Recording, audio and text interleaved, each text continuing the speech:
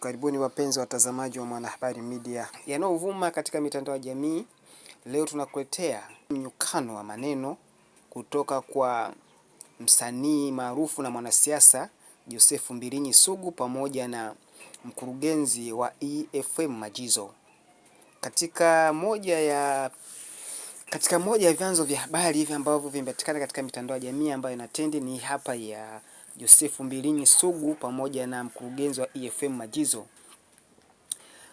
Mkongwe wa hip hop na mwanasiasa Joseph Mbilinyi Sugu amemtolea uvivu mkurugenzi wa EFM Majizo, akimwonya dhidi ya kutetea wasanii wanaolalamikiwa na wananchi kwa kukosa uzalendo.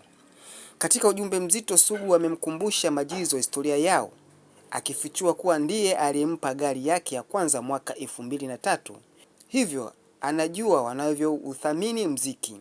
Hata hivyo amemwambia kwa hili ni udwanzi kwa kuwatetea wasanii waliotumiwa sana, kuwaumiza, kwa dharau na kwa kukosea heshima wa Tanzania waliowainua.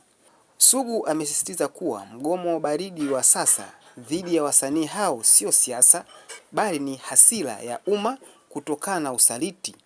Sugu akithibitisha kwa msimamo mkali akisema, niko upande wa Watanzania.